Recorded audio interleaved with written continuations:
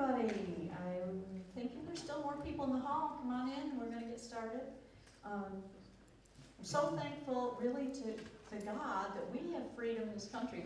We can come together and hear a variety of ideas with no government intrusion. It's awesome. So thank you, Lord. Thank you, all the candidates, for really having the gumption, the courage, the compassion to run for office. It's a hard job. There's other candidates in there. And any other candidates in the auditorium here? Raise your hand if you're a candidate for anything. Very good. Thank you so much.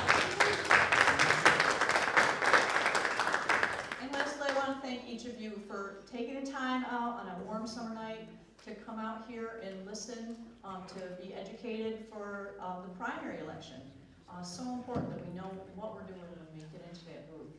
I'd like if we could all stand. We'll start with the Pledge of Allegiance. I'm going to ask Mike to come on up here and lead us.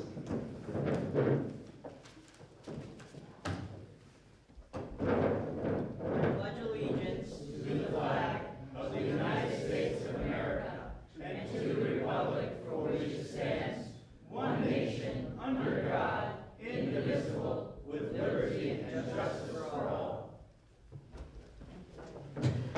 I'd like to introduce you to our moderator, is Jay Shepard. Jay is the vice chair of the RNC.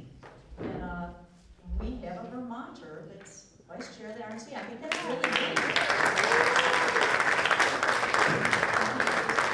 He's been our state committee man from the Republican Party to the RNC for 4 years, 6 years? 6 years now. And he has a marketing company up in Essex. So welcome, Jay. Thank you for coming.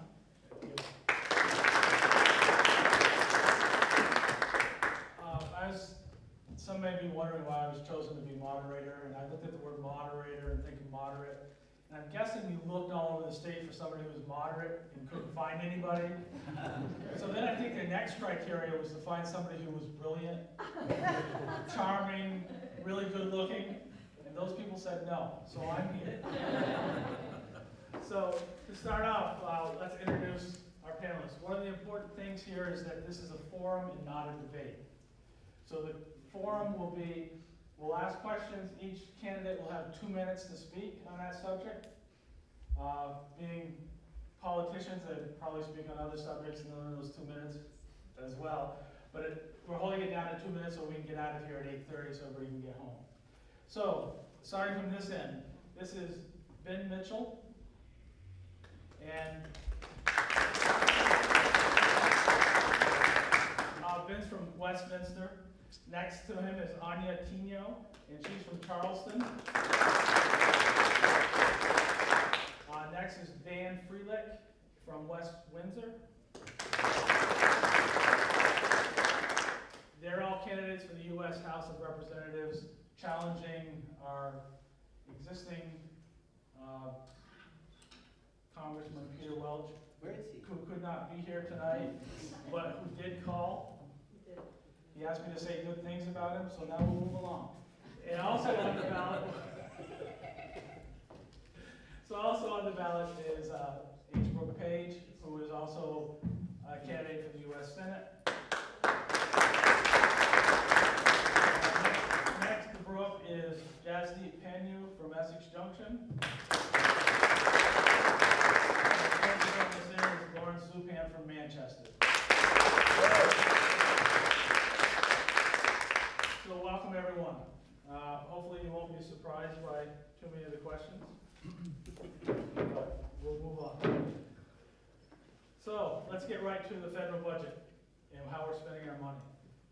Do you consider the federal government to be an overfed monstrosity that needs to be shrunk down several sizes? Or is there spending necessary to provide our dependent society with the goods and services that they need and it's effective? We'll start here with Ben. May I just ask, were we going to have opening statements? Oh, I'm sorry. I was confused by that too. Someone screwed up. We won't name any names. Let's start with opening statements then. If we can start with Ben with a 2-minute opening statement. Thank you very much. And I want to thank the Republican Party for including including me in this debate, and the people who've come tonight. Thank you for coming and taking an interest.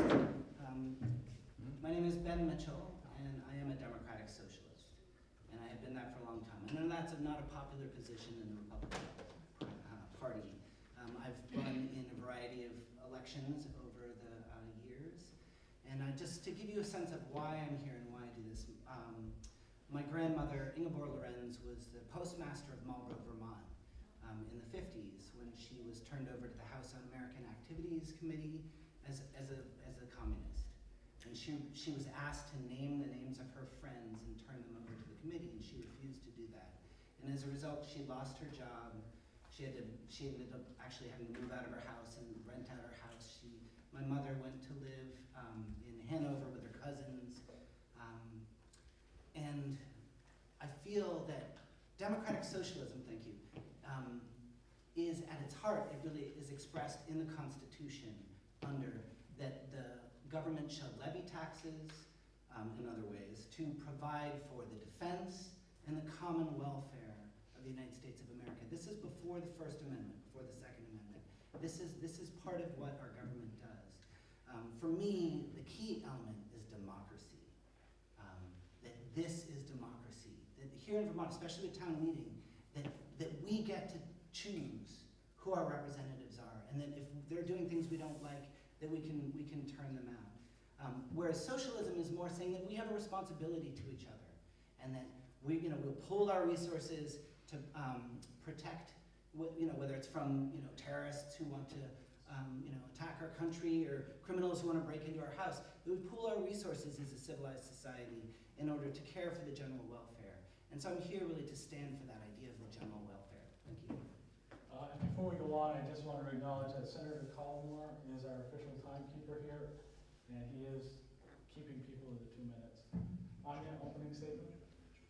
I'm Anya Tino. Sorry. Please start your clock. This is easier. Yes. I'm Anya Tino, and I'm from West Charleston, which is in the Northeast Kingdom, a little ways from here. So I don't know many of you personally, but I hope that you have been following me on Facebook or Twitter and understand where I'm coming from. I'm running for the U.S. House because I wish to be Vermont's true voice in Washington, D.C. I believe that the state of Vermont has been underrepresented for many years now, over a decade, and I wish to be the one to change that. I would be the first woman that Vermont sent to Washington, and I would be proud to fill that role. That being said, I would run whether that was the case or not. I stand for the U.S. Constitution. I will fight to keep our constitutional freedoms, work to help fix our economy, strengthen agriculture, support our veterans, military, and law enforcement. And it is very important to me that we uphold Christian values in the state of Vermont and in the country as well. I hope that all of you will vote for me on August 14th, and that's all I'll say. I will keep it short and move this along. Thank you. Dan? Good evening, everybody. My name is Dan Freilich, and first I just want to thank you guys. The graciousness of inviting all party participants, I think, is fantastic and really appreciate it. And also want to thank all the candidates because it's an enormous amount of work, and I think it means dedication, and I think it means love of country. The reason I'm running actually is a simple two-sentence phrase. I am trying to instill integrity and honor and honesty into politics, whether you're a Democrat, a Republican, or an independent. And I'm trying to get, as a consequence, our government to advocate for the people, for all the people, so that we can have equal opportunity for all.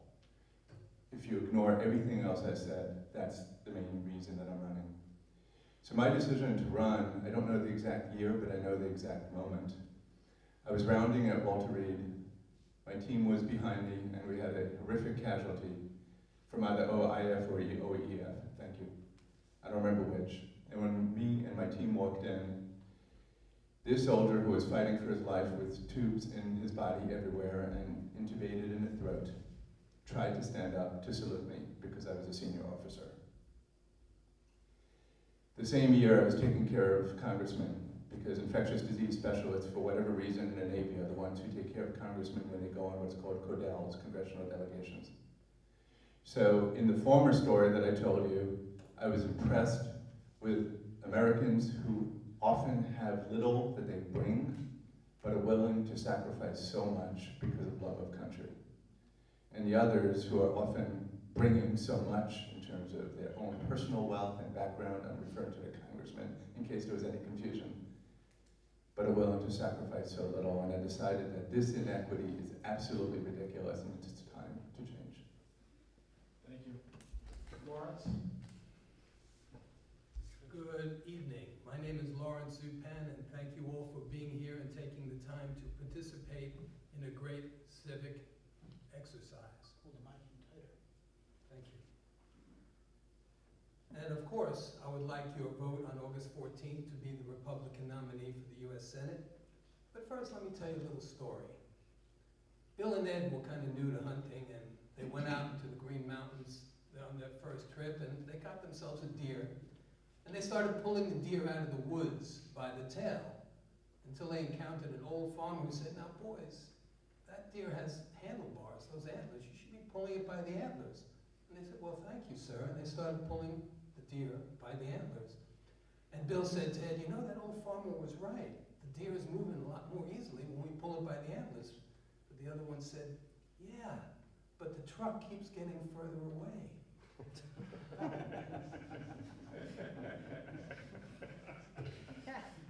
Okay, now why do I tell that story? Besides, it's always nice to chuckle. Well, my fellow Vermonters, here's what that story reminds me of. The deer is our nation's economy. Bill and Ed are Bernie Sanders and company's efforts to pull us in the wrong direction towards socialism. The more socialism, the further away from the truck. The truck is our nation's people working and waiting. It's really simple, folks. If you elect me senator, I'm going to turn the deer around and I'm going to load up the truck. Now, in this case, turning the deer around and loading up the truck simply means turning away from the false promises of socialist sorcery, where goods and services are miraculously free. It means instead championing the system of free enterprise, where competition, innovation, and direct accountability have always made us first among nations. And who, you might ask, is Lawrence Zupan, and what have I done? I'll try to make it quick because I don't have much time. In fact, I'm out of time. But I'll tell you a little later in private. But let me just say this. When you're considering who to vote for on August 14th, please consider my credentials, zupanforsenate.org. Thank you. Thanks, Lawrence. I think everybody should be able to hear me. I'm Attorney Jazzy Panu. I'm one of the 4 men on the United States Senator Republican primary ballot. We have a very common sense and educational-based platform, including the reason we support the Second Amendment. We want roads, not rehabs, crayons, not computers, pencil and paper back in school, schools, not prisons. Our goal is to make the Child Trafficking Enforcement Agency a new agency to replace the DEA. I've been a criminal defense attorney for 13 years, and the one thing I can tell you is that the war on drugs is the most vicious, violent, corrupt, epic failure in criminal justice history. And it's actually worse than I'm even presenting it right now. And what's a real problem is that there are over 30 million people involved in the modern-day slave trade. It's disgusting. We've lost children to the slave trade because we chase drug dealers. That's inexcusable prioritization. And what's happening at the borders is very much a slave trade issue, because the most vicious, violent immigrants should be our focus point, and they are slave traders. The importance of August 14th is this. As you sit here and you were watching, there are 2 other candidates next to me. The first one, he's not here, De La Fuente. He's mocking not just Vermont because he's on the ballot, and his Vermont ballot will show he's a San Diego, California resident, but he's on in Rhode Island, Connecticut, Delaware, Kansas, Nebraska, I don't know the other ones. Lost count at 5. Brooke Page, sitting next to me, I know him. 6 ballots through 1 petition. U.S. Senator, U.S. Congressman, Attorney General, Secretary of State, I don't know. I think he's waiting for George Washington, who's apparently practicing speeches and doing push-ups to take the baton. That's not a Republican stance, because the last 4 letters of Republican are I can, not I hope. And I hope that you will vote for Jazz D. Pano on August 14th, 2014. And once again, I'd say, With respect to Mr. Zupan, I know he's on the ballot as well, but I know, he showed up 12 minutes before the filing deadline. Thank you. This is not true. That's simply not true. Okay, next, Brooke. Yes, and before you start running my time, I'd like to point out that I'm on the ballot for both U.S. House and U.S. Senate in the primary. Jay had kind of indicated I was U.S. Senate only. Do you want 4 minutes? No, I would like 4 minutes, but you're not going to give it to me, so let's hit the bricks here. I'm Brooke Page, and the reason I'm running is I want to see Vermonters replace our incumbent intractable socialist congressional delegation with individuals who respect personal freedom and understand that they are expected to exhibit personal responsibility in return. As I said, I'm running for 2 offices, and to be very honest, if I get your vote and win, there are other far more well-known, far more respectable and far more qualified folks than myself that the party would substitute for me for the general election. If they happen not to come through, I will run for every office that I'm on the general election ballot for. First, as to Peter Welsh. Peter has become our senator in waiting, not wanting to rock the Democratic boat or diminish his chances to be next in line for the big promotion. Peter does little of specific service to Vermont, especially he has failed in his duties to bring home the bacon, federal dollars, to assist the state, leaving this task for others to deliver, specifically Pat Leahy. This election, Vermonters need a true champion for them, not a guy waiting in line for the big promotion. Vermonters should expect nothing less. As to Mr. Sanders, Bernie is a charlatan, a socialist Pied Piper, if you will, whose mantra is that everyone should expect everything for free, without explaining who or how it will be paid for. Free schools for all, free health care for all, and for many, free housing, free food, free transportation. In Washington, Sanders does little to advance the better good of Vermont. He advances his own personal agenda.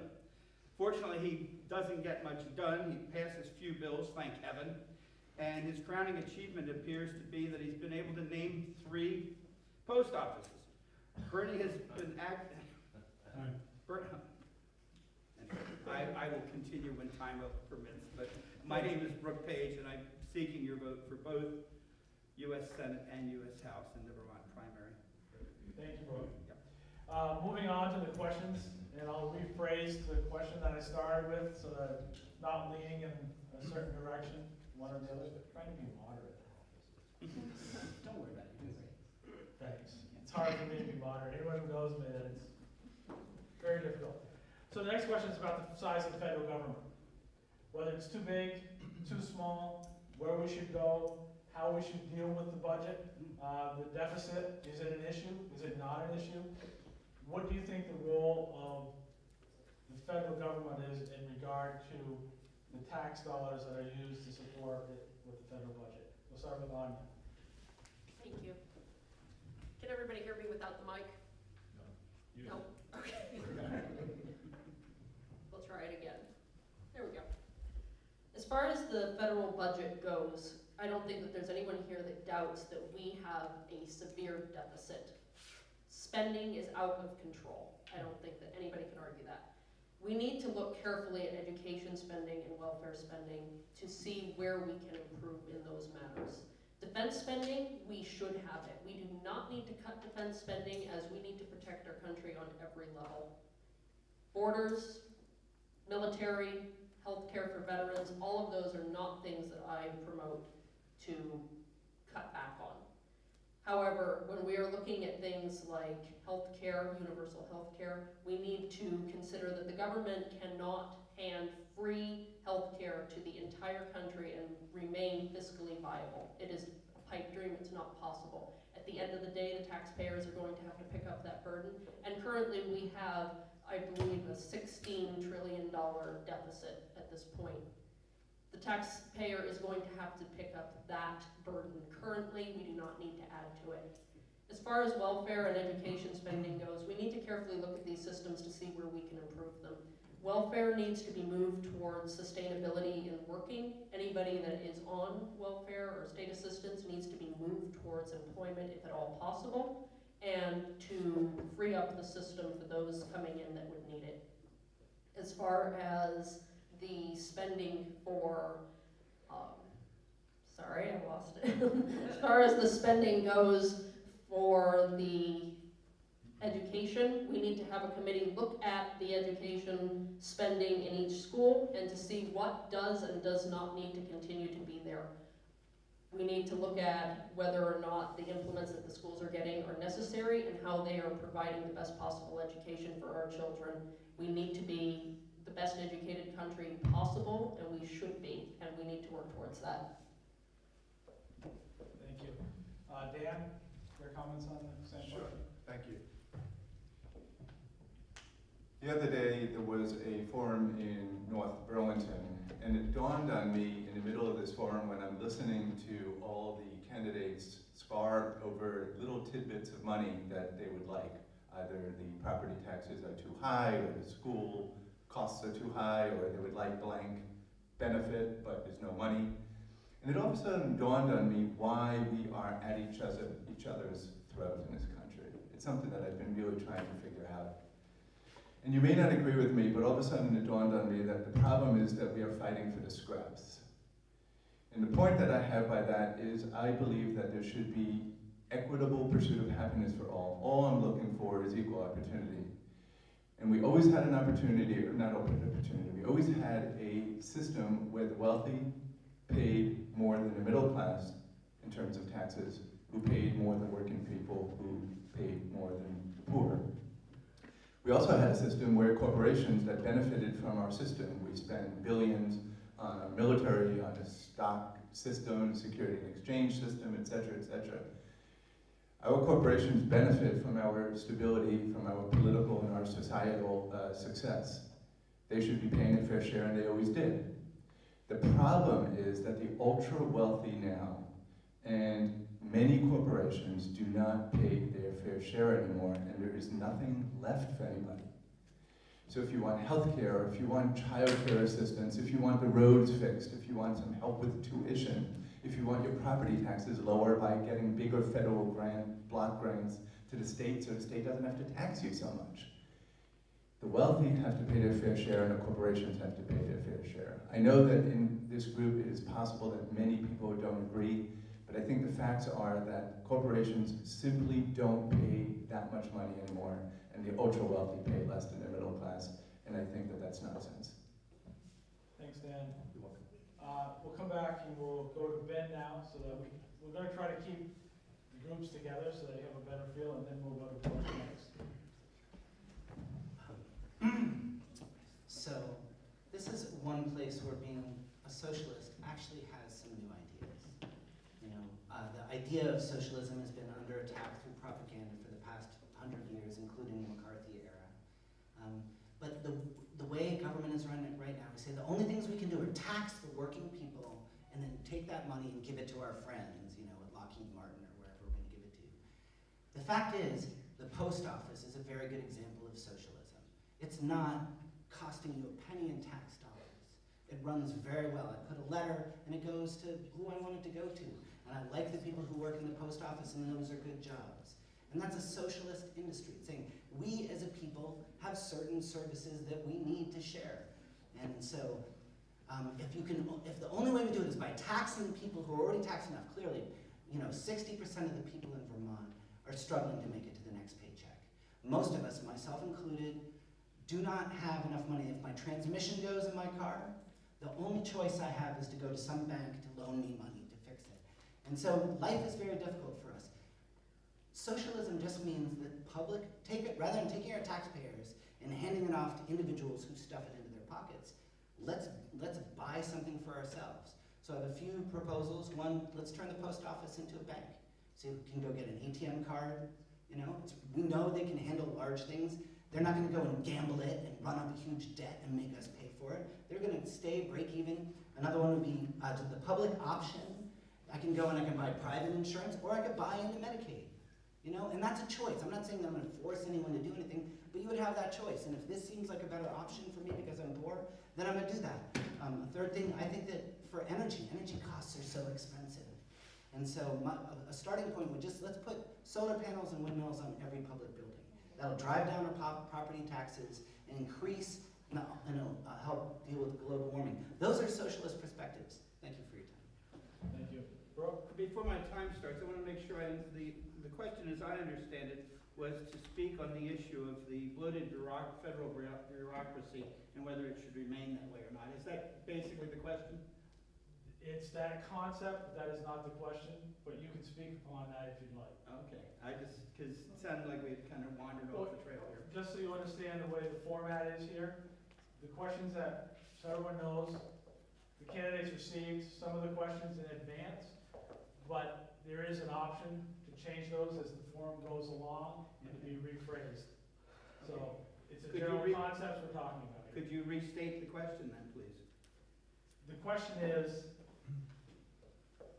some people consider the federal government to be overspend, and some people think that we need to provide more goods and services.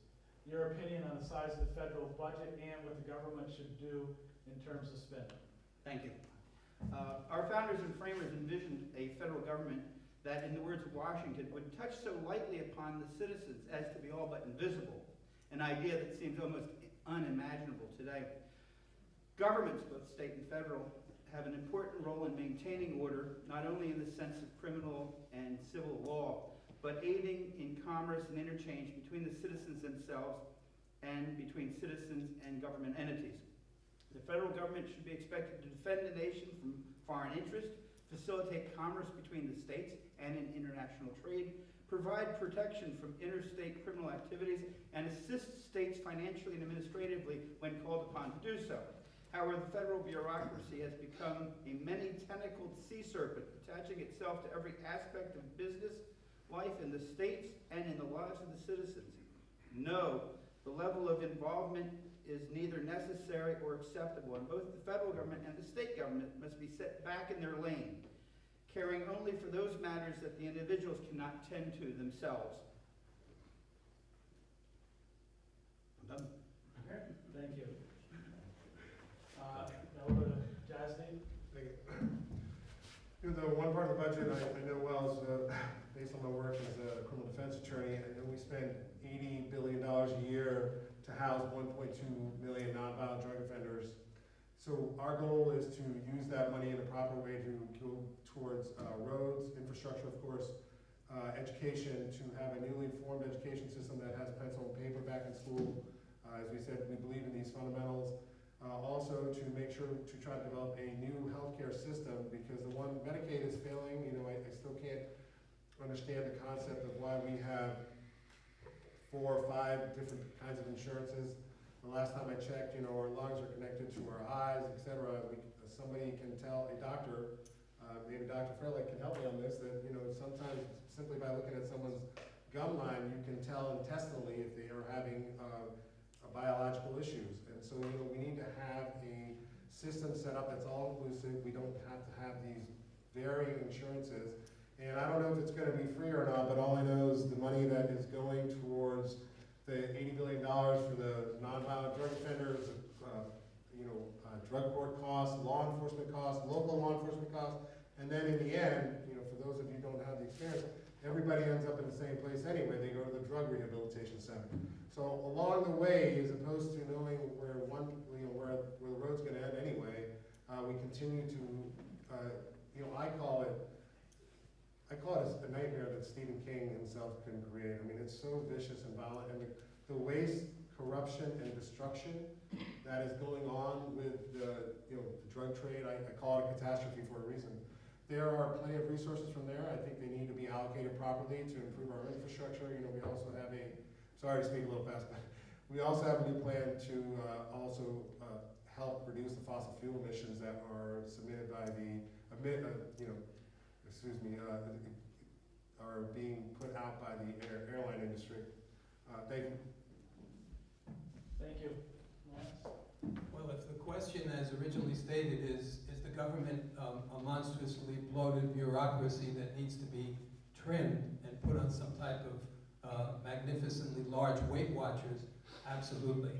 If you look at the growth in terms of dollars and personnel of the government, and by the way, you may have noticed, whenever government adds an agency or adds personnel, it never cuts back. It stays at a certain level or gets larger. My colleague here was talking in fond tones about his happy experience with his post office, which I'm sure is peopled by some wonderful, lovely neighbors of his. But the post office is functionally bankrupt. In fact, almost anything the government touches, either directly or indirectly, tends to wind up the same way. You want to hear a perfect example of socialism and socialized medicine? We already have single payer. Did you know that? You didn't know that. It's called the Veterans Administration. The government owns the hospitals, the personnel, all work for the government. 180 billion, it's second in size only to the Defense Department, and we all know about the corruption inherent in the system. We all know about the veterans dying waiting for treatment after a year, the false waiting list so that they could look better than they do. That's a whole long subject. But there are legitimate expenses that government ought to undertake, and as Anya said, and I commend her for bringing that to our attention, defense is one of the most legitimate expenses and responsibilities of our federal government. But even there's a lot of waste that needs to be looked at very closely. Somebody in Congress and the Senate with a very sharp scalpel and green eye shades to look at how that money is being spent. The deficit, $21 trillion. The only way we can keep that deficit going is by printing more money or by raising taxes or a combination of both. The deficit of $1 trillion a year is unsustainable because we're having happy growth times now. Nobody's talking about the deficit, but it's going to come back and bite us. Thank you. Thank you, Lawrence. Now we'll move on to another question. And this question is a little bit about immigration. And right now, in some jurisdictions, there are non-citizens that there's movements to allow them to vote. So the question is, from your perspective, are there and should there be differences between a citizen of the U.S. and non-citizens living within our borders in regard to rights and privileges? What changes would you support to clarify the lines, the variation, if any? And we'll start with Dan. Thanks. Before I answer that, I just want to be fair to the first question that you asked me, and I didn't get to the punchline. I was going off about how I believe that the wealthy and corporations don't pay their fair share. What I was leading to is that as a consequence, there's insufficient revenue, and that's why you have this big deficit. And there are two ways to deal with our budget. Obviously cut spending, but there's also to increase revenue. All I was saying is that it's really, really important for us to increase revenue from the ultra-wealthy and from corporations in order to balance the budget and to have normal public goods that every other democracy has. To answer your question, I don't think immigration is a big deal. I'm going to be blunt. I think that immigration has been a problem, and it's something that we need to work out, and it would be really, really great to have as much legal as opposed to undocumented immigration. But I also know that if I was poor and in a horrific situation in Central America with my family and they were threatened, I would do everything I can, including breaking a law, so to speak, and crossing a border if that would save my family's life. So I think it's a little bit of a scapegoating of a problem. I feel, and what I learned in the Navy, is that personal responsibility means that you fix your own house first. And I think we have a lot of problems in this country, and we should fix our problems first. If we want to settle the immigration problem, putting up a wall, for example, is not going to solve any problem. There will still be people trying to get over the wall, under the wall, around the wall. One has to be more holistic. Sometimes I refer to it as enlightened security.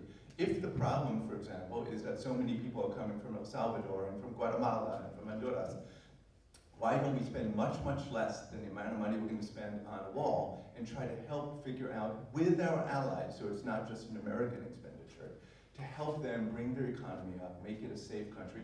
Our military might even need to go in and help to do some nation building.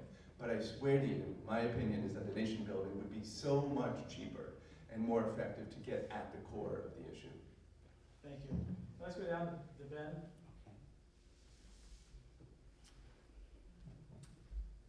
And I agree with the way Dr. Dan is framing this discussion, but I see it a little bit more dire.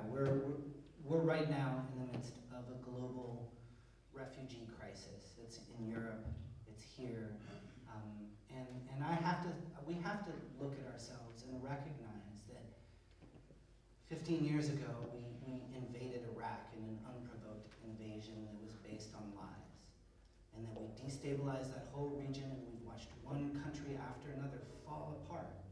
And so, in a lot of ways, our overreaching in Iraq led to the global immigration, or it's not an immigration, to frame it as immigration is just talking about how we as Americans can protect our whatever it is. And actually, the people I know who come in, migrant laborers, who work in the apple farms, who work in the fields, are really hard workers.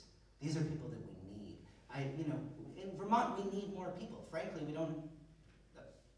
Okay, I was like, wow, that was fast. I talk a lot, but so I think we need to reframe the discussion. My father grew up in Ireland, and he came to the United States when he was 15. He went to Dartmouth College, and he was an architect. He needed to go to the library in Woodstock. He designed the renovation there, and he put a lot of energy into this. He served in the Vermont House of Representatives, and he was a very intelligent, very hardworking man, and he taught me to work hard. And it's because he believed in the idea of America. And people who come to this country who are seeking a new life are just like our ancestors. We are all the children of immigrants and refugees. And for us to not recognize that, I think is obviously our fears are being whipped up by what I would say is a xenophobic administration. But who in this room, raise your hand if you've ever feel like you've been displaced by an immigrant, or something ever bad has happened to you. And you don't have to because I'm out of time. Thank you. Okay. Now we'll go to Lawrence. Questions on immigration? Yes. Well, I thank God that this country has welcomed immigrants, because when my grandmother came here about 130 years ago, she was welcomed at Ellis Island. It never occurred to her when she came here that she had a right to be admitted automatically. Furthermore, that once admitted, she would be taken care of by the government and wouldn't have to work. In fact, she worked her fingers to the bone to raise my mother and her two sisters. There is a huge difference between legal immigration and the euphemistic lie called undocumented, what is the expression? Undocumented workers or undocumented people. Illegal aliens are people who crash our border, and from the moment they get here, they've already broken our laws. I understand that there can be extremely extenuating circumstances, but that does not mean that we can be a nation without laws. The people who have been raising their families here, paying taxes, and voting are the citizens who have the rights to decide how their country is managed. And a country without immigration laws and without a border is no longer a country. It's relinquishing its sovereignty automatically. And all of the soft-spoken tones about welcoming refugees, if it's done by just throwing open the borders and eliminating any barriers to entry, we don't have sovereignty, we don't have a country. So what do we have to do? We have to reestablish the rule of law. We have to let the word go out that if you want to come here, you need to do it the legal way, the old-fashioned way. You need to apply. And I mean, I remember a time when I applied for citizenship on behalf of a VIP who was coming here. It was a long and arduous process, but it never occurred to him that he could do it, should do it any other way but the legal, correct way. Thank you. Justin? I said earlier that we want to focus, we believe ICE should be focused on getting the most vicious, violent immigrants, those we know are slave traders. I don't have the penicillin, but that is a significant core of a society that we need to address. I don't know all the answers to immigration issues, but we need to get those the most vicious, violent immigrants first. And then we need to work up or work down, whichever way we want the analogy to be, because I understand there might be some undocumented workers, but if somebody's been here and they're kind of living and working and they're not really causing an issue, our priority needs to be the people that are hurting not just Republicans, Democrats, but they're hurting citizens and even non-citizens, but mostly unfortunately young children and women and men in some scenarios. So I think that's the way we would address the immigration issue. I think that's the way it needs to work, and we should be working from there. I don't really have much more to add to that. Thank you. Brooke? Yes. Okay. The fact that we have to ask such a question demonstrates how far off course the thinking has become. Being a citizen of the United States is a rare and unique privilege, secured for most by virtue of their birth in this nation, and for many secured through the Herculean efforts of their own or of their parents to negotiate the labyrinth of regulations, paperwork, and time necessary to legally immigrate to this glorious nation. Non-citizens who come to this nation under visas and other legal means are welcome here under the terms and conditions under which they have been admitted to the country. They have limited rights as prescribed by statute and by our Constitution, and should expect and be expected to abide by those terms. Those who have come here illegally are nothing more than trespassers and should be treated humanely but firmly and returned to the place from whence they came. The law allows for certain limited exceptions. However, these exceptions have been stretched to the breaking point and need to be refined and re-examined to prevent the nation from being abused. The citizens have a right to expect the federal government to protect their nation's sovereignty, and the government has the obligation to do so. Since I have a few minutes left, I'd just like to mention that my grandparents on my mother's side came through Ellis Island about the turn of the 20th century. Paul Danko and Anna Sweda came from Slovakia, spent a great deal of time trying to get permission to come to this country, spent 3 months at Ellis Island. I even have their certificates that they were given when they first arrived at Ellis Island. And they worked hard to become citizens. They studied the citizenship test. My grandparents did not speak English when they arrived here, and that was a requirement. And it should be the same requirements today for all those who seek to come to this country. You should go to the U.S. Embassy in your country, make application to come, and follow all the steps and procedures necessary to become a real United States citizen. Thank you. Thank you, Brooke. And I didn't figure you out that. No. To answer the actual question of whether or not I believe that immigration rights and privileges should extend to non-citizens, no. A non-citizen should not be allowed to vote in a United States election. Anybody who is coming to the United States to stay in the United States needs to make citizenship their first and foremost priority, learning English, and becoming assimilated to the country which they chose to live in. Anybody who is here on a work visa or a student visa and intends to return to the country from where they came does not need to have a say in our political process. They don't intend on staying, they don't have a long-term vested interest in the country. My fellow candidates here on either side of me seem to think that immigration is not a big deal. It is a huge deal for the simple reason that we do not at this time know who is in our country because they are not processed through a legal process. They could be a violent criminal or they could be somebody who just wants to help their family. That does not matter until we know who they are. We must have documentation, and anybody, as I said, should be working towards being a legal citizen of the United States. My family immigrated to the United States early in the 1900s, so I do understand something about immigration. It's always talked about in our family. They learned English, they became citizens, they worked extremely hard, they served in the United States military, and they were proud to be American citizens. That should be the case for all immigrants that come to this country. They should be proud to be an American citizen. We need to work towards correcting the failed policies of the previous administration that has caused this catastrophe on the southern border, and we also need to understand that Vermont does have an immigration problem as well. The amount of illegal aliens crossing into the state of Vermont has doubled since 2017, and that was the entire year. We're just a little over halfway through this year. Immigration needs to be addressed for both borders, and I will work towards that. Thank you. And I think we're running a little bit ahead of time, so we'll probably get to 5 questions tonight, but I want to follow up on this one a little bit, starting with Lawrence.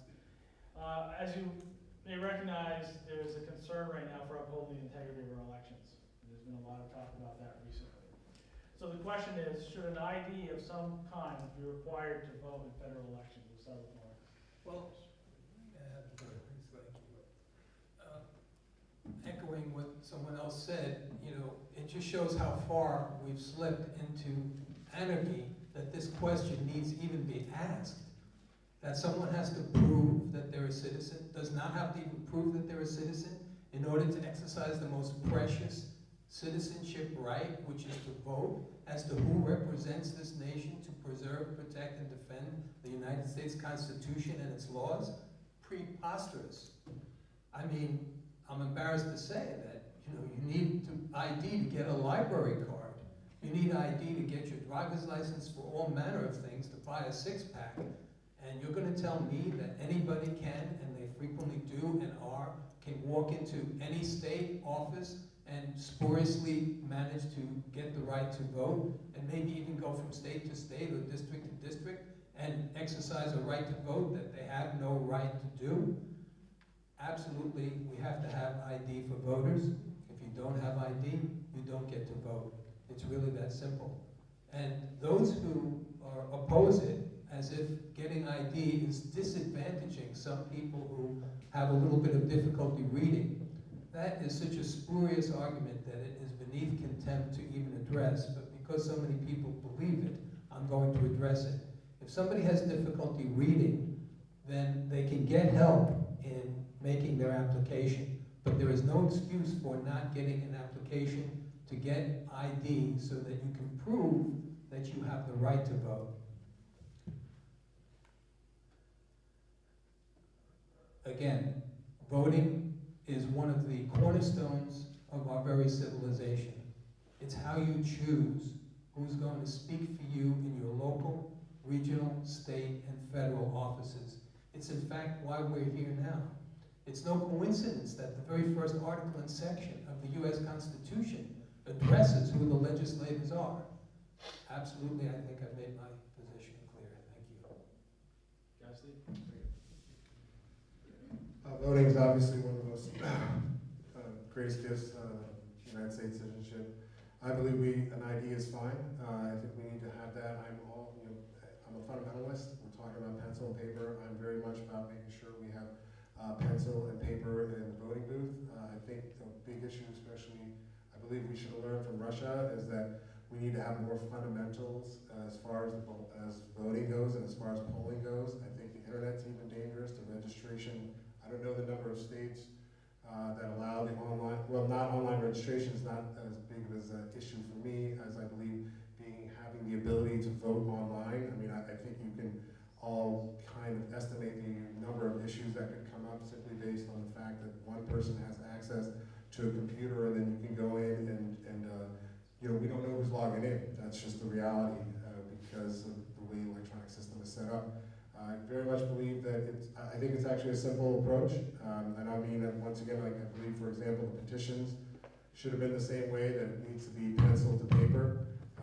And, you know, I also believe it's the same thing with the polling system. I think that's the way to guarantee the greatest safety.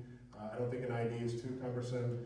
I don't know if I should be having to carry my birth certificate around 24/7, but you know, I think an ID is not too much of an onus on any citizen. I usually expect to present my ID.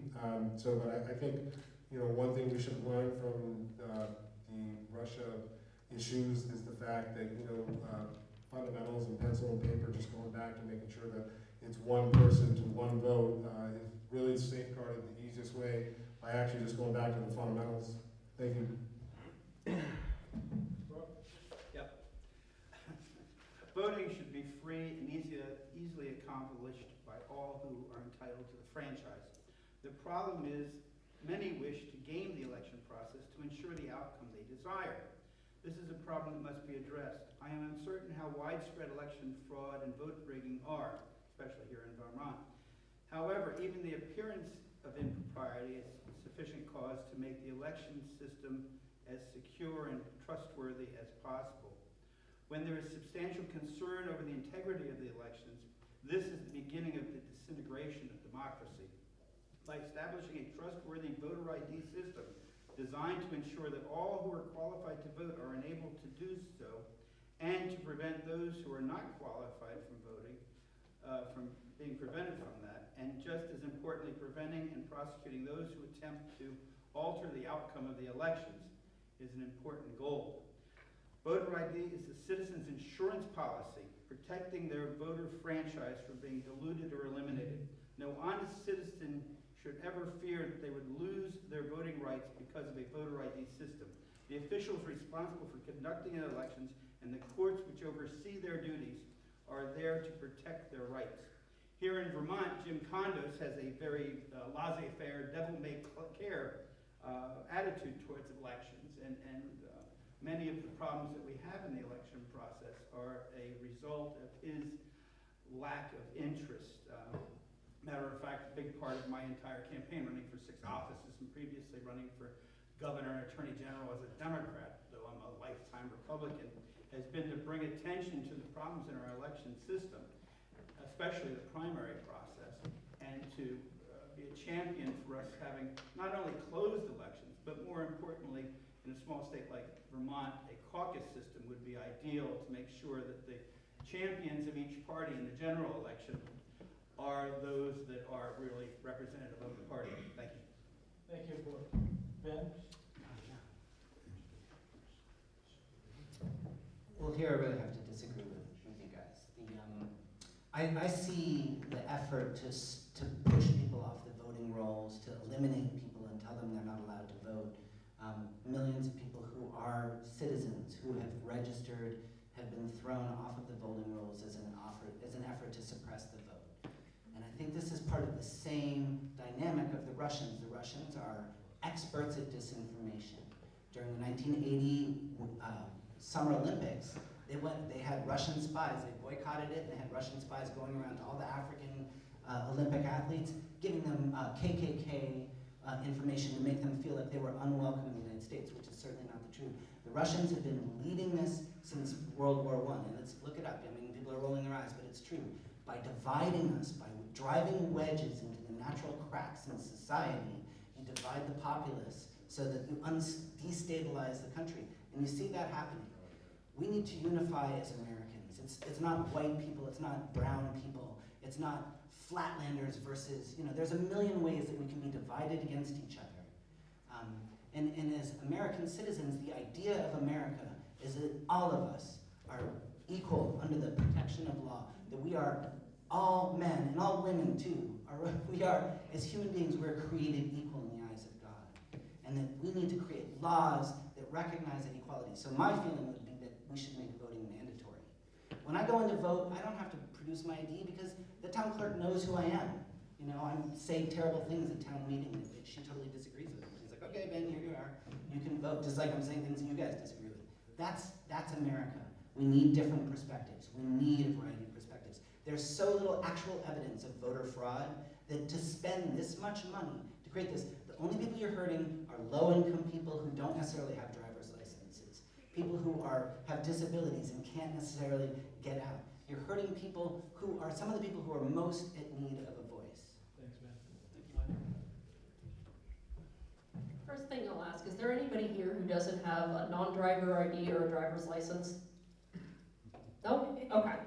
I think that most people in the United States have an ID of some form, even those that are not registered citizens, they are immigrants, they have visas. I don't think that it is unreasonable to say that the American government has a right to protect America by knowing who's voting in our elections. My fellow candidate here would have us think that this is the Jim Crow South, where we are throwing people off the ballot because we don't agree with the color of their skin. That is not the case. We do need to know who is voting in our elections and protect that right for American citizens. I don't think that it is unreasonable in any way to ask for somebody to show their driver's license as they get their ballot. I can walk into my town clerk, they all know me too, and they check my name off when I walk in. It would literally take me seconds to show them my ID at the same time. And let's say my town clerk isn't working that day and there's a volunteer who doesn't know me. 10 different people could come in and say they're me and vote under my name. That should not be a possibility. As for online voting, I think that voting in person or by absentee ballot is important to have a handwritten document. Online is unsecure, as we have seen. It has the ability to be hacked. Maybe in the future that will be changed, but currently I don't believe that that is a feasible option. Even absentee ballots are filled out by hand and mailed back. They have a postmark, they have handwriting, and they can be somehow tracked and proven. Somebody has to request one. They are sent specifically to that person or picked up at the town clerk. And that being said, I think that it is very important, as I said before, to have accountability in our elections. I'm done. Thank you, Dan. Before I answer that, I want to reiterate my thank you to everybody, because I know when Ben and I talk, it's really very different than what you feel. And I just want to tell you again that I appreciate your respectful listening and accepting our language, which is very different than yours. I don't think this is a problem. I think this is a made-up problem and it's a distraction. I don't think there's any evidence that there's any systematic voter fraud. There are definite isolated events, and we've always had isolated events. And again, I know a lot of people in here won't be happy with my saying this, but I think that Trump made this up as a distraction. And the problem is that we are, out of 5 questions, one of the questions is about this silly topic. And as a consequence, we're not talking about the core issues, for example, why the middle class has to pay so much taxes, why they have to often have 4 jobs, why they have to make decisions about whether to buy the medication or to pay for heat. This is ridiculous in a modern democracy, and these are the topics that we should be discussing, and the environment and why climate change is a very serious problem. So to me, we should be doing everything we can to make voting as easy as possible. And it's ironic that the progressive Democrat and the socialist Democrat are, in a sense, arguing a libertarian argument. Government, leave us alone. And the Republican side is, I want government to be more intrusive. So I think that when there is good evidence that there is a systematic problem, we should address this and potentially have more government intervention, such as requirement of a voter ID. There are venerable institutions in America that are being questioned, that have been part of our society and who we are. We've been questioning the FBI, we've questioned the Justice Department, we've questioned the press, we've questioned everything. If anybody can make up something and say there's a crisis, even though there isn't. Thank you. I just want to address what you're saying about being invited here and all that. I think it's important for you all to know that this forum is set up for people to learn and to know. And I don't think we do enough friendly conversation to talk about the issues. What Terry's put together here is different, but I think it's reflective of the values that the Republican Party has, that we probably have all the answers, at least I do. But I think we're open to having those conversations and those discussions. So 2 things can happen. 3 things can happen. One is you can convince us that where you are is better than where we are. Or we can evaluate that and come out with saying, you know, I believe stronger in my values. And I think we have to have that, but we have to have those kind of conversations, those discussions. And Thank you.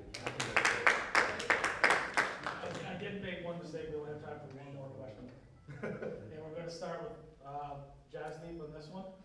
And the question is, should the country move closer to a single-payer healthcare system or farther away with a free market approach? I mean, I'm always for a free market. I believe competition is healthy in all venues, and I think it actually will give us greater creativity and greater solutions in the medical field. I've been wanting to, as I said, we want to design a newly inclusive hospital where we would use the money that's reallocated from our wasted resources to include also senior assistance. I think once we can figure out a way to get that set up. I mean, I gave the one number of $80 billion a year, and I know there's more numbers, but the hospitals we've designed would have a 150-bed capacity, fully functional. We have 1,000 of them on an $80 billion budget. But you know, for us, we believe there should, first and foremost, we need to get rid of the variety of insurances. We need to cut through that enormous amount of administrative paperwork that is involved with each different kind of insurance you have.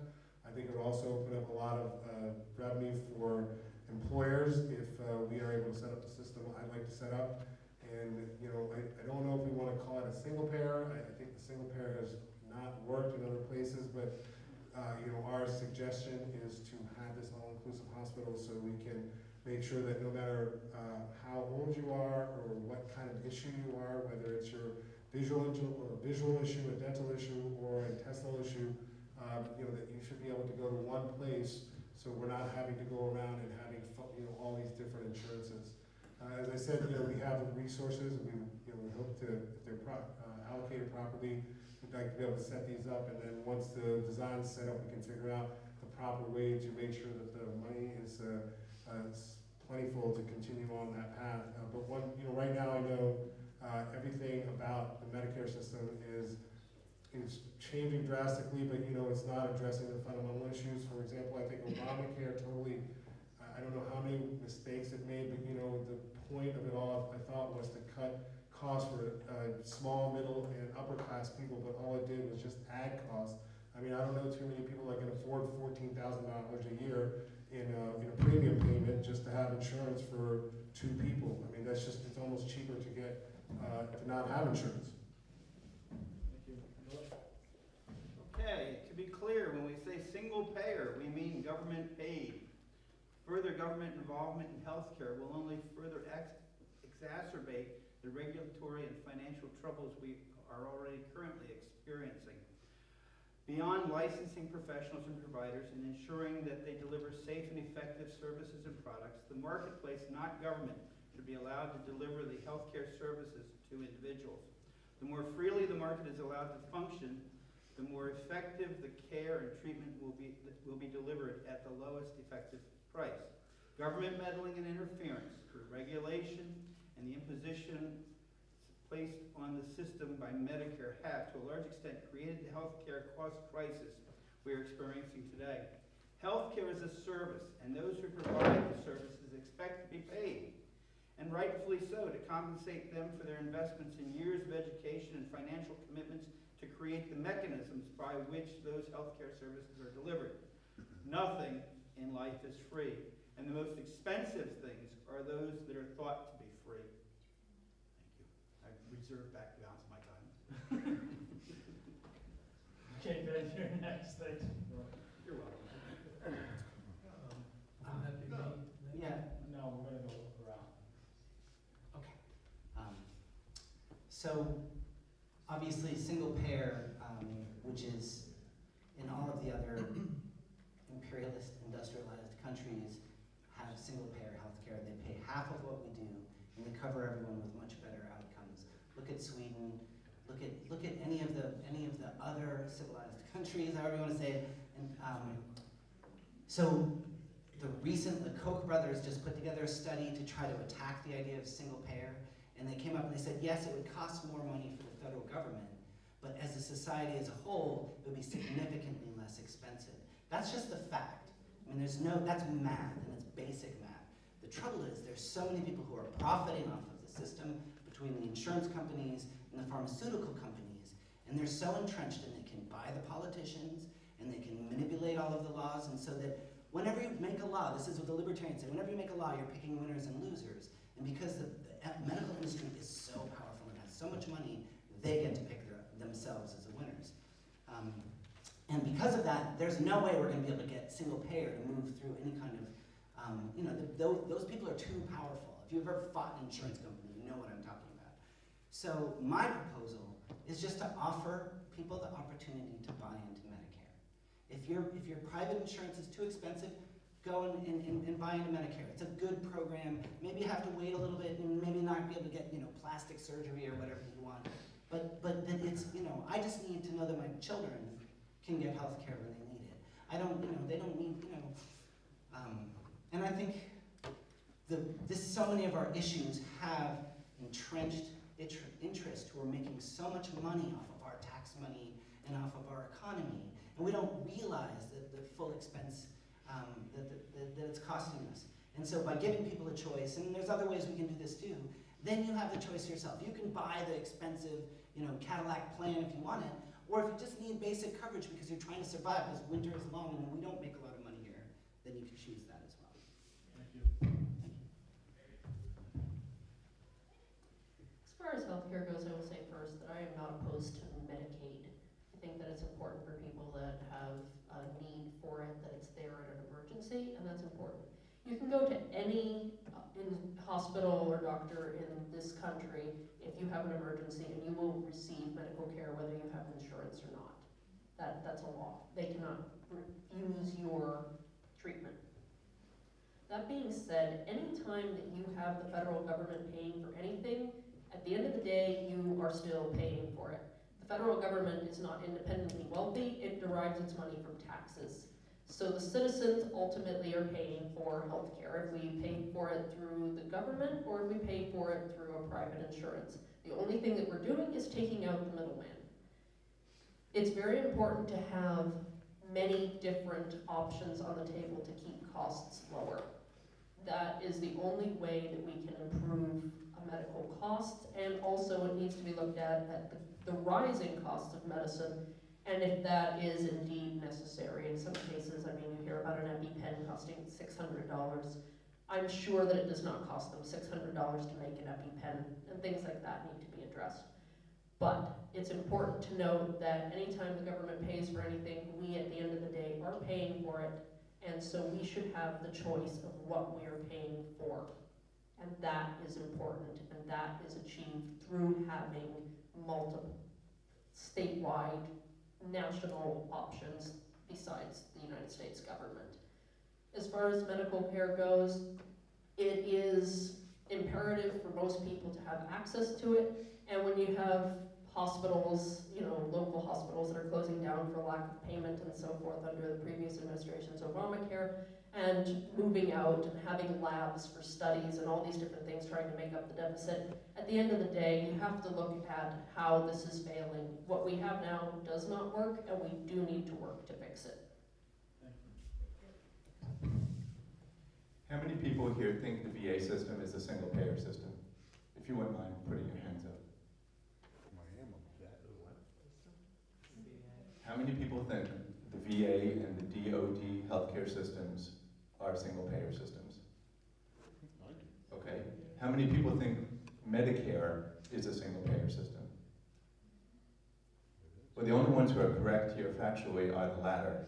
So Medicare is a single payer. Remember, single payer is payer. It's single payer health insurance. That's all it is. The VA system, the DoD system, and some Native American services by the federal government are socialized medicine. What they are where the providers and the hospitals, the nurses, the doctors, all are employees of the government. So I work for the VA, I work for the United States Navy as a physician. That is a socialized medicine system like the UK system. Medicare for all, single payer, all that means is that there's one insurance company called Medicare. Now you can still buy secondary insurance, but everybody has one insurance. So it's not socialized medicine. You still can go to your private doctors. I just want to make sure that everybody understands that there's still a market fighting and competing and doing all the things that the free market does. The only difference is that you're not wasting $600, $800 billion a year on administrative and pharmacologic costs, and you finally have an opportunity to regulate costs. For example, as a physician and a specialist, I agree with some comments that physicians should get paid well, but they shouldn't get paid astronomically well. The government, the country, simply cannot afford it. I don't think a neurosurgeon needs to make $2 million a year. I don't think a CEO at a company, at a hospital, needs to be making $2 million a year. These are the kind of regulations that are easy to accomplish with a single payer program. Finally, Republicans should want a single payer system more than Democrats because they want competitiveness, they want business to succeed, and you get rid of the anchor on businesses if you switch to a single payer. Sorry, what else? Lawrence? There is nothing that government does better than private enterprise. We already have, as the good doctor just reminded us, socialized medicine in the VA. And the scandals and the corruption in the VA are endemic. I'm sure that the particular facility where the doctor works performs excellent service. But the reputation and the number of millions of dollars that were thrown at the system to try to correct it by, ironically, none other than Committee Chairman of VA Affairs, Senator Sanders, has abjectly failed, and the waiting lists go on and on and on. You want more socialized medicine, you want more control by the government, you'll get more failure. Now, That doesn't mean that crony capitalism is, as a monopoly, is any better than government monopoly. What we need to do is to throw open the gates of free enterprise and let the free winds of individual entrepreneurial effort lower barriers to insurance companies, reform the FDA so that new biomedical inventions and preparations and pharmaceutical items can be passed without having to have a $100 million investment. This is what we need. Do we really want the government who spent $2 billion to not have a healthcare website, to now manage the healthcare for 328 million Americans when they can't even manage it properly for 21 million veterans, only 7 million of whom even bother with the VA because they're so disgusted? I don't think so. Do we want the government who takes 326 times the cost of a private entity to blast a rocket into space to also control an additional 13% of the national economy? I don't think so. We need to lower the barriers to entry for insurance companies. We need to reform the FDA so that you don't need $100 million to pass a new biomedical invention or pharmaceutical drug. And we need to open up all levels of competition for interstate insurance companies to come, as many as they want, into a given state. There's more, but my time is out. Thank you, Lawrence. Interesting side note, a dozen years ago, I was having a conversation with a very wealthy Republican. And we got into the single payer thing, and I was very surprised by his saying that he was a supporter of single payer. And I reminded him that I was as well, as long as he was a single payer. So that's the end of our questions. Now we're going to have closing statements, and we're going to start down the end and come this way. So Brooke, would you lead us off in your closing statement? And Brian, if you'll remember that time I reserved back. I'm Brooke Page, and I hope that you will vote for me to ensure that Peter Welch can return to his law practice this November in White River Junction. White River Junction probably needs another lawyer more than Washington, D.C. D.C. needs to hang on to one. Peter seeks to hold on to his sweet gig in Washington in hopes that Bernie or Patrick will soon decide to head for greener pastures, be elected to higher office, or go on to their great final reward. Peter seeks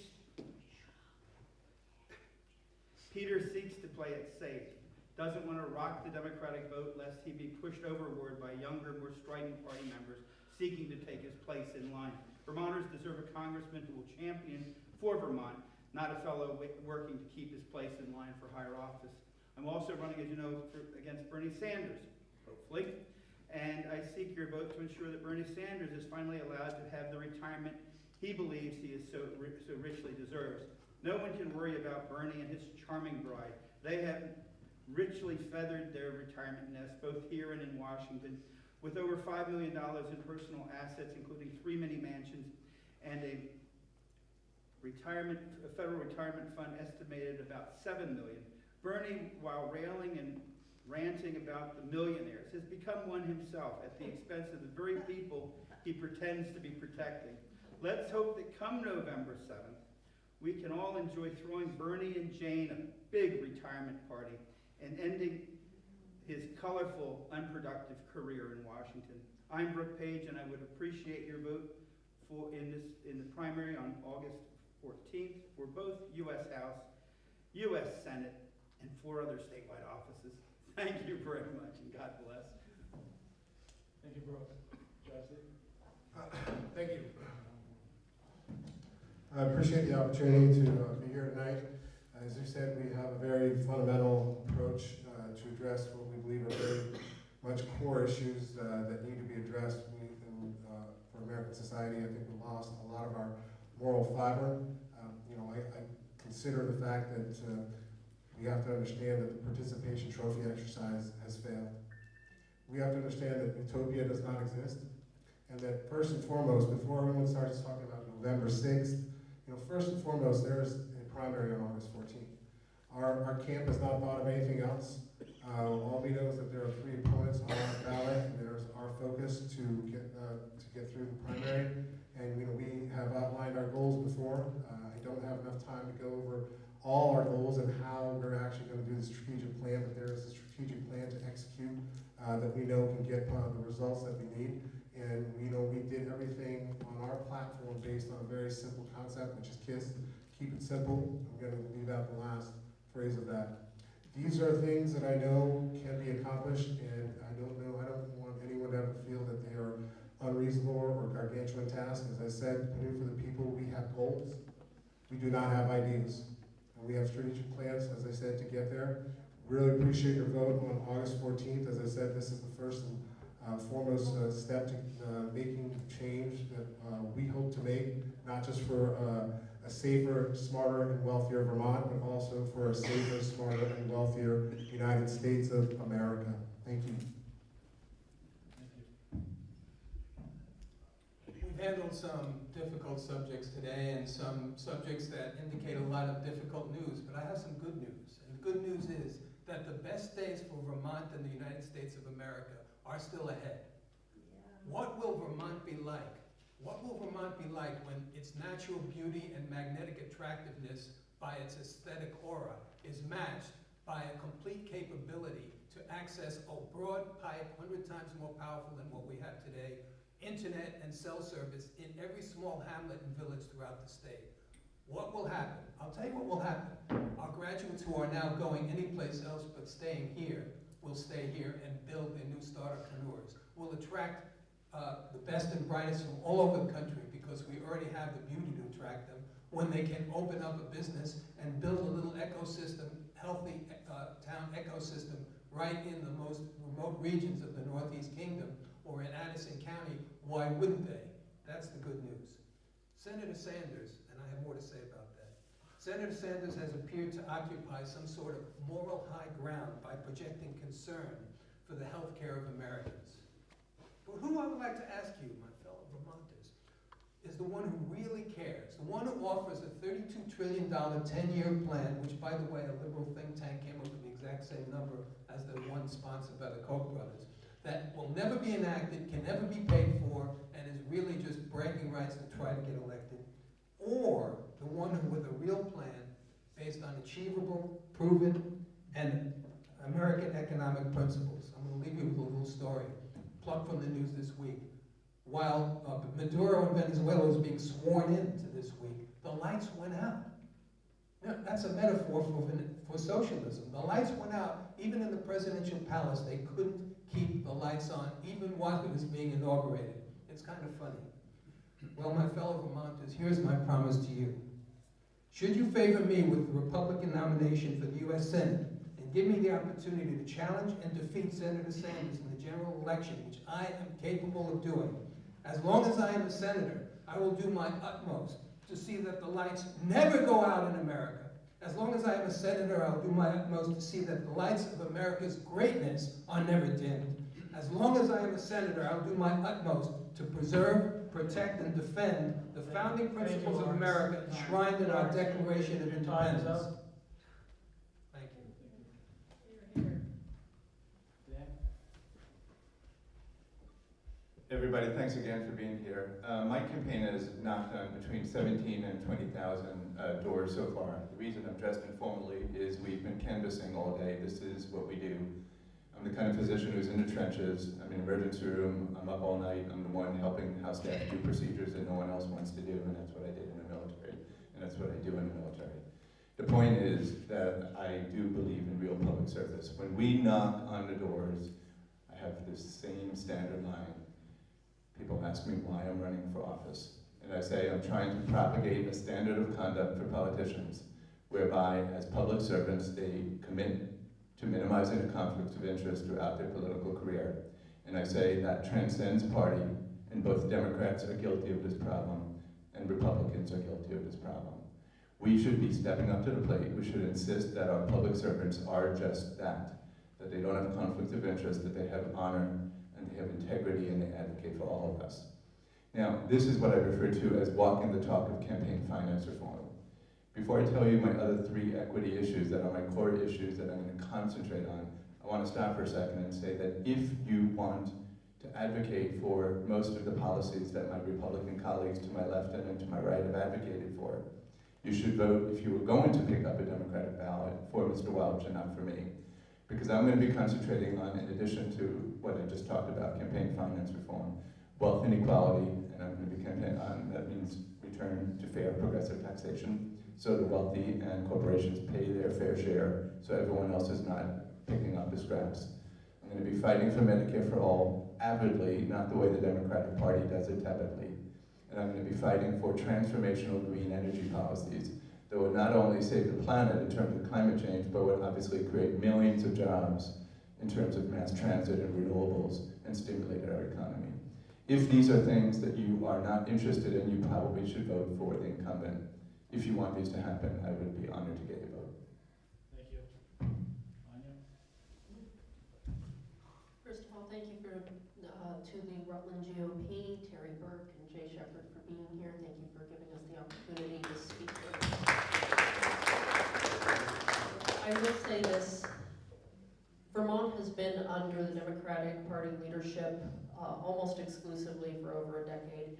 If their plan for Vermont actually worked, they've had plenty of time to implement it. I am here today because I have the unique opportunity to bring the working class perspective to Washington.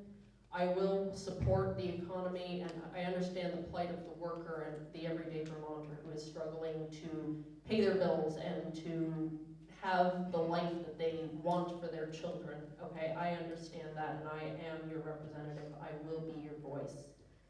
It is important to note that in the time that he has been in Washington, Peter Welsh, just this year alone, voted against the Tax and Jobs Act and the Farm Bill, not once, but twice. He is proving that he is out of touch with the state of Vermont. He does not understand the people or their needs.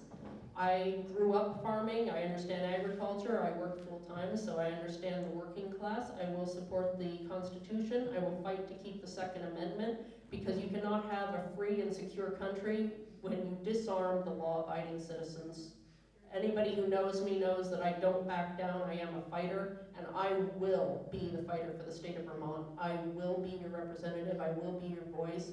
I visit people every day. I hear their concerns and their worries, and it is my ultimate goal to make sure that this state is represented in the truthful way that it needs to be.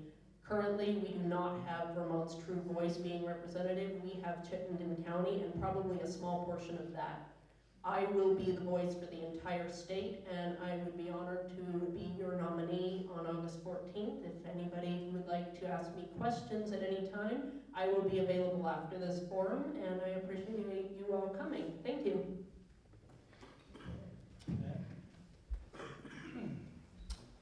I'm going to say something that you guys are going to hate, but this is why I'm here, and this is why we have democracy, and this is why we have America, is that we're free to disagree with each other, and that we can all be friends, and that we need different perspectives. I see one of the largest challenges facing the House of Representatives coming up in the next few years will be the checks and balances on the executive power. Donald Trump has demonstrated that he's violating the emoluments clause. It's already been, the judge has found that he is liable for litigation under the emoluments clause, meaning that he's earning money from Trump Hotel and hotels all over the world from foreign enterprises, and he's using his office as a way to enrich himself personally. And that's Donald Trump. I mean, that's who he is. He would have never said anything otherwise. He's going to sell his stakes too. But that's against the Constitution. That's an attack on the Constitution. Secondly, it's very clear that his family, his campaign manager had multiple meetings with Russians who were working to drive wedges into the cracks of society. That's not a political tactic. That's an act of war. That's an act of war against this Constitution that we uphold. And third and foremost, by coming out and attacking immigrants, attacking minorities, and attacking people, essentially that's an attack on the core values of Americans. In Vermont, I don't care what someone looks like. In the middle of winter, if somebody's like off the side of the road and they're having trouble, we don't care what they look like. We don't care where they come from. We don't care how they talk. We help each other because we're Americans, because this is who we are. We all come from different places. And fundamentally to use wedges in the natural cracks in society to gain power is a road to extremely dangerous precedents. And as the House of Representatives convenes, one of the greatest challenges that will face them is how to stand up to executive power. So thank you for your time. thank you so much, Republican Party, and thank you so much, people of Rutland. When I lived in Barnard, this is where we would come to do all kinds of political things. Okay. So thanks everyone for tonight. I think we found that we can have dialogue on issues that we don't agree with. And when Congressman Welch asked me, who I've known for a long time, asked me to say something nice about him, Mr. Sanders didn't, because he didn't expect it. I just want to point out something that represents everybody who's in the public arena. And I'm going to quote Teddy Roosevelt, who was both a progressive and a conservative Republican. Progressive had something different back then, but we'll let it go. So in his speech at the Sorbonne in 1910, he talked about the man in the arena. And his words are, "It is not the critic who counts, not the man who points out how the strong man stumbles, or where the doer of deeds could have done them better. The credit belongs to the man or woman who is actually in the arena, whose face is marred by dust and sweat and blood, who strives valiantly, who errs, who comes up short again and again, because there is no effort without error and shortcomings. But who does actually strive to do the deeds? Who knows great enthusiasm, great devotions? Who spends himself in a worthy cause? Who, at the best, knows in the end the triumph of high achievement, and who at worst, if he fails, at least fails while daring greatly, so that his place shall never be with those cold and timid souls who neither know victory nor defeat." And all of you who were out on the campaign trail are in the game and in the arena, and I respect that greatly. Thank you. And anyone here who's in the legislature who's ever run before, I respect you greatly and thank you very much. I also need to really thank Terry Burke. We're going to have...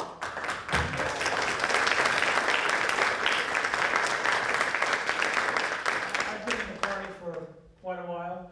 Maybe people think it's time for me to move on. Terry is perhaps, if not the best, one of the best county chairs the state has ever had. She gets the job done.